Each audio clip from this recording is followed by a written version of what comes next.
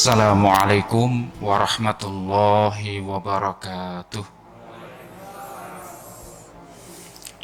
Sapaan yang indah yang diajarkan oleh agama kita tercinta, yang sapaan ini bernilaikan ibadah, di mana isi dari sapaan ini adalah merupakan doa yang kita semuanya sangat membutuhkan.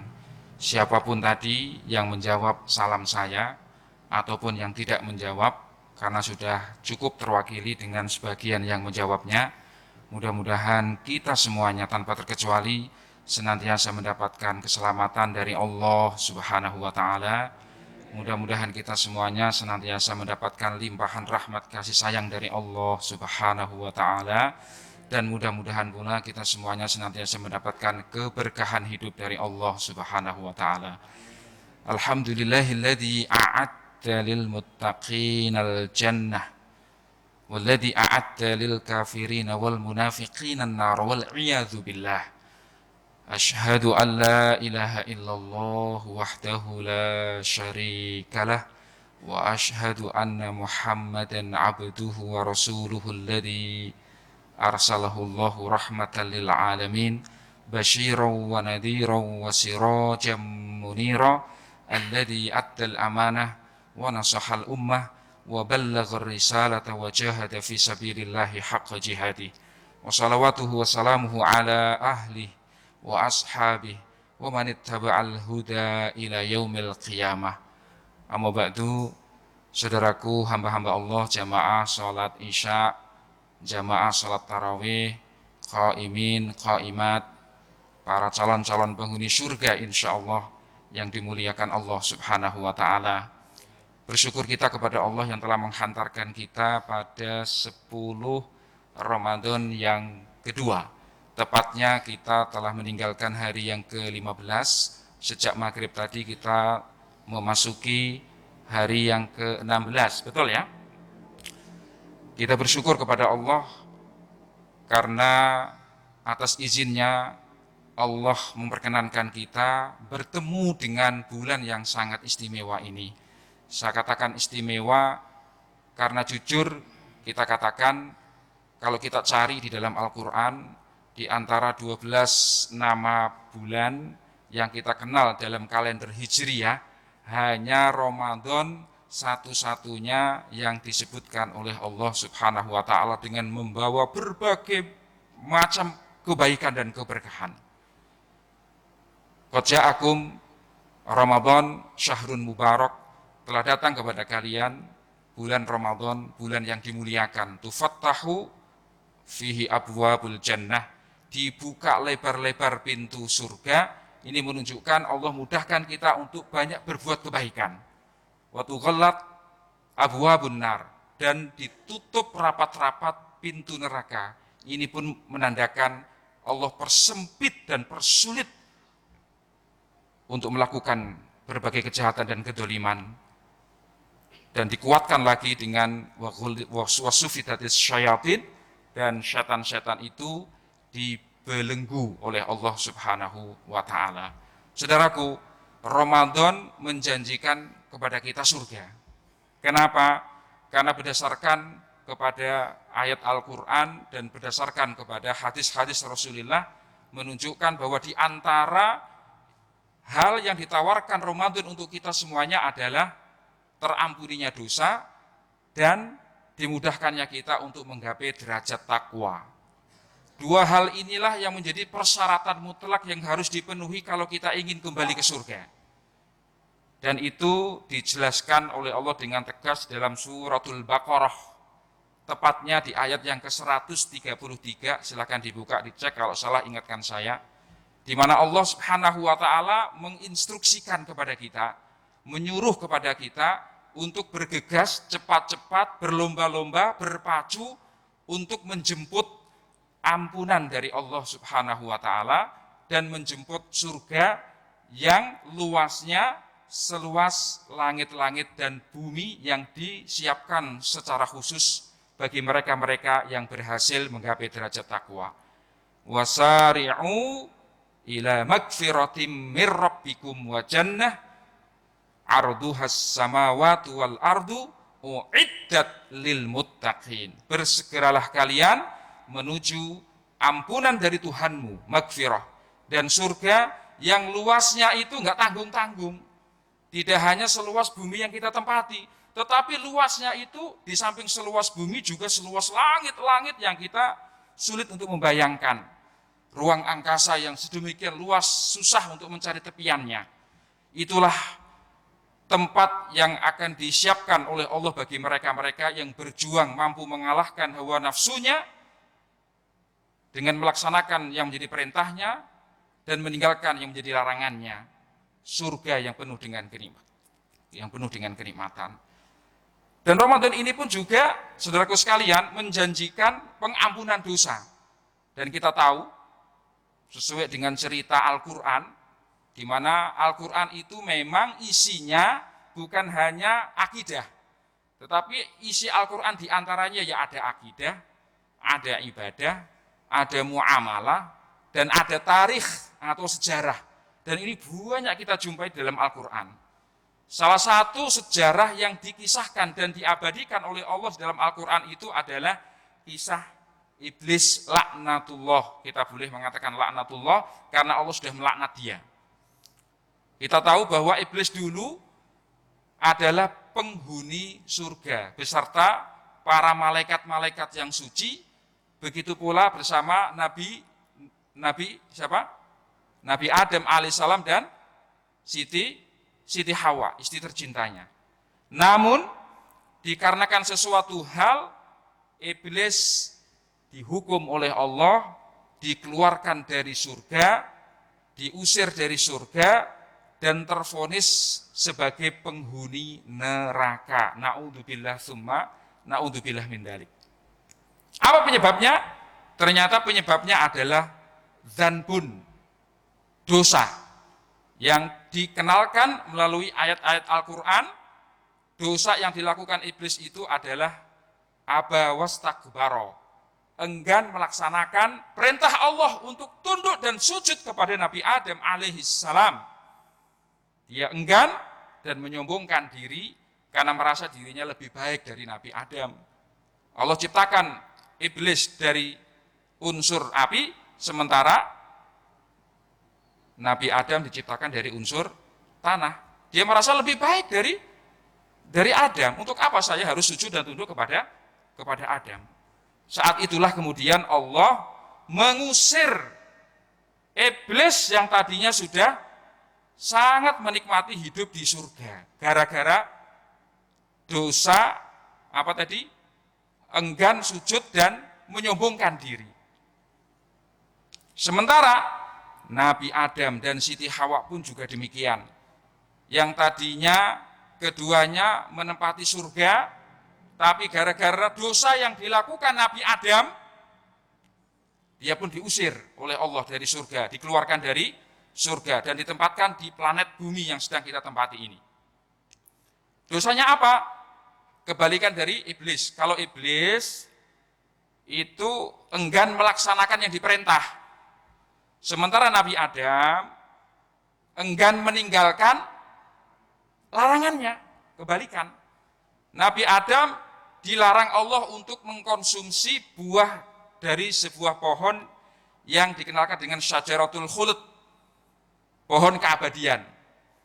Tapi karena kelicikan iblis memperdaya Nabi Adam dan Siti Hawa dengan argumentasi yang logis dan masuk akal dan menggiurkan, boleh jadi kita pun akan terpengaruh. Betapa tidak? Karena dia mengatakan, kenapa Allah melarang Anda untuk mengkonsumsi buah ini? Karena jika Anda mengkonsumsi buah ini, maka Anda akan kekal selamanya di surga. Maka saat itu kemudian terpengaruhlah dan akhirnya dimakanlah buah larangan itu. Saudaraku sekalian, ternyata orang yang pernah tinggal di surga dikeluarkan dari surga gara-gara dosa. Bahkan jin, karena iblis itu dari bangsa jin, yang pernah tinggal di surga pun dikeluarkan dari surga, diusir dari surga, tervonis sebagai penghuni neraka kelak nanti, itu pun juga dikarenakan dosa. Lantas pertanyaannya, kira-kira kita itu Bani Adam yang penuh dosa atau tanpa dosa? Kira-kira, yang lebih tahu kita sendiri. Kita nggak boleh menyombongkan diri, merasa suci, tidak punya dosa. Itu kesombongan itu. Kita semuanya dipastikan banyak sekali berlumuran dosa. Dan itu dinyatakan sendiri, diakui sendiri oleh Rasulullah, di mana perkataan beliau itu berdasarkan wahyu. Di mana 14 abad yang lalu beliau menyatakan sebuah statement, kullu bani Adam khata, setiap anak cucu Adam itu banyak salahnya. Wa khairul khata'in at-tawwabun, dan sebaik-baik orang yang bersalah itu adalah mereka-mereka yang mau bertaubat kembali ke jalan yang benar. Mari kita contoh Nabi Adam, ketika salah mengakui kesalahannya, bertaubat kembali ke jalan yang benar, diterima taubatnya dan diperintahkan oleh Allah untuk kembali ke surga. Berbeda dengan iblis yang memang bercokol dalam dirinya kesombongan yang angkuh, yang luar biasa. Sudah salah, ya masih membela diri, melakukan pembenaran, dan ngancam, aku akan menyesatkan seluruh anak keturunan Nabi Adam, agar kelak nanti di akhirat menjadi temannya di neraka. Na'udzubillah min dzalik. Jadi kita bersyukur dipertemukan dengan bulan Ramadan, karena Ramadan ini menjanjikan apa? Maghfirah.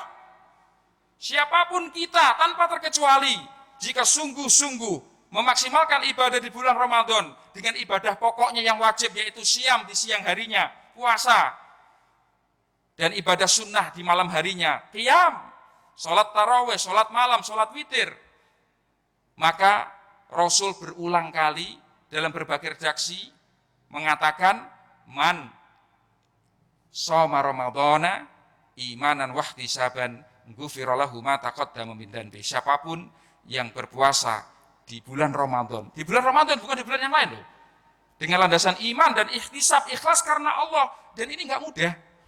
Apalagi kita di era alat komunikasi yang canggih, dengan kameranya yang canggih, ini sangat mudah kita tergoda untuk pamer. Hati-hati, jangan sampai ibadah yang sudah kita lakukan dengan susah payah sedemikian rupa hangus pahalanya gara-gara kita pamer atau riak, ingin dipuji oleh makhluk, oleh orang lain. Saudaraku, hamba-hamba Allah, jamaah salat isya dan tarawih yang dimuliakan Allah Subhanahu wa taala. Dan Ramadan pun juga ditawarkan kita untuk apa? Untuk menggapai derajat takwa. Dan kita semuanya insya Allah sudah nggak asing lagi ayat yang menyatakan bahwa Ramadan itu adalah bulan di mana kita diwajibkan berpuasa la'allakum tattaqun. Jadi setidak-tidaknya Ramadan menawarkan dua hal, ini paling pokok. Apa? Maghfirah, ampunan dari Allah, dan takwa. Dan dua hal ini menjadi persyaratan mutlak yang harus dipenuhi kalau kita ingin kembali ke surga dengan mulus. Saudaraku sekalian, namun kita perlu waspada. Di samping Ramadan dengan puasanya yang menawarkan ampunan dan ketakwaan, kita pun juga harus waspada. Karena Rasulullah pernah menyampaikan ketika berdialog dengan para sahabat, ketika Rasulullah mengatakan, atadruna manil muflis? Tahukah kalian, wahai sahabat, siapakah orang-orang yang bangkrut? Orang-orang yang pailit? Para sahabat mengatakan, al-muflisu man la dirham lahu wala mata'. Orang yang bangkrut ya Rasul adalah orang yang sudah tidak punya dirham dan sudah tidak punya apa-apa lagi. Karena mata uang yang beredar pada zaman Nabi adalah dinar dan dirham yang terbuat dari emas dan perak. Itu jawaban lugu para sahabat yang menjawab pertanyaan Nabi dengan jawaban duniawi. Padahal yang dimaksud Nabi adalah jawaban ukhrawi. Rasul tidak menyalahkan, tetapi langsung memberikan penjelasan. Dan ini kaitannya dengan puasa. Karena Rasul sebutkan puasa. Puasa yang ternyata pelakunya bukan masuk surga, tapi masuk neraka. Nah ini yang kita takutkan dan perlu kita waspadai semuanya. Maka Rasul kemudian mengatakan, al-muflisu min ummati man ya'ti yaumal qiyamati bi sholatin wa siyamin wa zakah. Orang yang bangkrut dari umatku nanti pada hari kiamat adalah mereka yang meninggal membawa apa? Pahala sholat. Sholatnya sah, diterima, berpahala. Yang kedua disebutkan Rasul, wasiyamin, membawa pahala puasanya. Puasanya sah, diterima, berpahala. Wa zakatin, dan membawa pahala zakatnya benar, sah, diterima dan berpahala. Wa ya'ti qad syatama hadza wa qadafa hadza wa akala mala hadza wa safaka dama hadza wa daraba hadza. Akan tetapi ingat, waspada, dalam waktu yang sama, di samping rajin sholat, puasa, zakatnya dan diterima dan berpahala, dari hari demi hari yang dilaluinya penuh dengan kedoliman terhadap sesama. Melalui mulutnya, waqad syatama hadza, dengan mudahnya mulutnya ini mengeluarkan kata-kata yang menyakiti saudaranya, sehingga tersakiti hatinya, menghina saudaranya. Wa qadafa hadza, menuduh saudaranya dengan tuduhan yang tidak ada bukti. Wa safaka dama hadza wa akala mala hadza, makan harta saudaranya dengan cara yang tidak benar, hati-hati. Wa safaka dama hadza wa daraba hadza, suka mukul orang, baik dengan pukulan langsung atau pukulan dengan kebijakan. Kalau dikembangkan pukulan kebijakan, dia sengaja membuat kebijakan karena dia punya kekuasaan, sehingga saudaranya akhirnya sulit berkembang, akhirnya sulit sukses. Itu termasuk itu, memukul saudaranya dengan kebijakan. Dan inilah yang kita takutkan dan kita khawatirkan. Oleh karena itu, mari kita mewaspadai, jangan sampai kita termasuk orang-orang yang bangkrut. Apa yang terjadi? Kata Rasul, di akhirat sudah tidak ada lagi dirham dan dinar, nggak ada lagi. Nah, kalau di dunia kan bisa diganti rugi kan, tak ganti nih 1 miliar, 2 miliar, maafkan saya ya, ini sebagai ganti rugi. Tetapi di akhirat sudah tidak ada lagi dinar dan tidak ada lagi dirham. Yang ada tinggal pahala dan dosa. Ini yang kita takutkan. Akhirnya apa terjadi? Pahala orang yang rajin ibadah, sholat, puasa, zakatnya itu dipaksa diambil oleh Allah, kemudian diberikan kepada orang-orang yang dulu pernah didoliminya. Jadi untung orang yang didolimi di dunia, tapi rugi besar bagi orang-orang yang melakukan kedoliman terhadap sesama. Kalau sudah habis pahalanya, na'udzubillah min dzalik, ternyata belum selesai, masih banyak orang-orang yang menuntut di hadapan Allah Subhanahu wa taala. Dosa-dosa orang-orang yang dulu pernah didoliminya itu diambil oleh Allah, dilimpahkan kepada orang yang rajin ibadah ini. Akhirnya apa? Pahalanya habis, dia punya dosa bawaan, ditambah dengan dosa limpahan dari orang-orang yang dulu pernah didoliminya, yang terjadi bukan dia masuk surga, tapi akhirnya faturiha ilan nar, dilemparkan ke dalam api neraka. Na'udzubillah min dzalik. Oleh karena itu saudaraku sekalian, mari betul-betul kita jaga diri, jangan sampai kita sudah rajin beribadah tapi juga rajin mendolimi orang lain.